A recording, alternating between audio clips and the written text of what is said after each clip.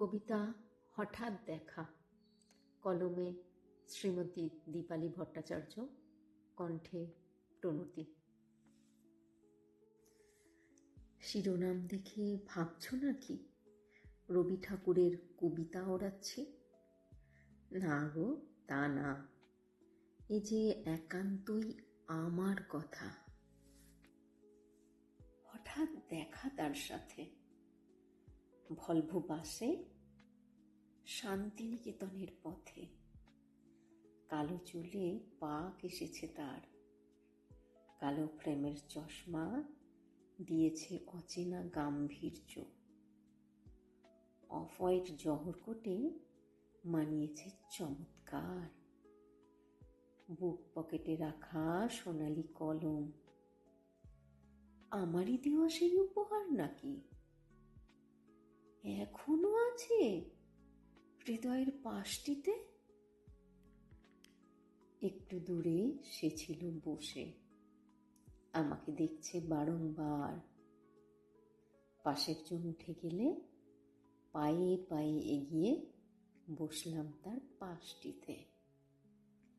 হাতের কাগজটি সরিয়ে রেখে বলল সে, কেমন আছো?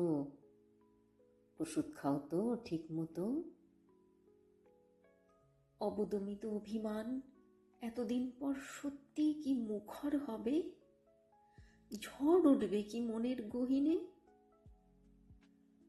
নিজেকে কিছুটা সামলে শান্ত স্বরে বললাম, ভালো আছি। কিছুক্ষণ কাটল চুপচাপ। তারপর কথা বলার অছিলায় আবার কথা শুরু করলাম। এখনো কি একা? পারো না তো কিছুই। একটু চুপ থেকে জোর দিয়েই বলল যেন সে, পারি, এখন পারি সবই। তারপর হঠাৎই বললে, হালুয়া বানিয়েছি, খাবে নাকি?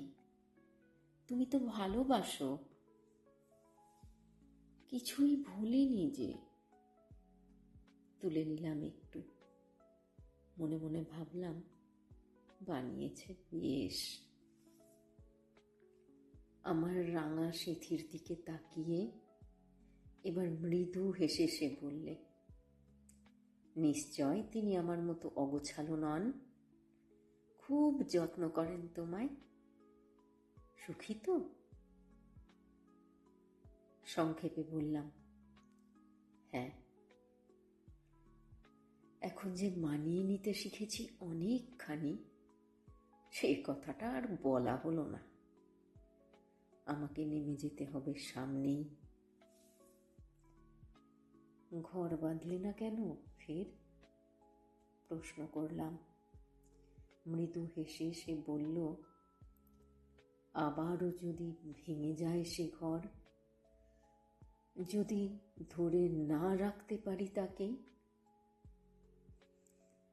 তার থেকে এই ভালো। তারপর আমার হাতের উপর হাতটি রেখে বলল সে মিষ্টি হেসে, ভালো থেকো। চোখের কোণটা কি চিকচিক করছিল ওর? কি জানি। বললাম, ভালো থেকো তুমিও। নেমে গেলাম পরের স্টপেজে। জানি না আর কোনো দিন দেখা হবে কিনা। দেখা না হওয়াই বুঝি ভালো। চলভাসও স্তব্ধ অনেক দিন। তুমি আমি আজ আলাদা পথের যাত্রী। সপ্তপদীর শপথ ভেঙে আজ আমরা প্রাক্তন।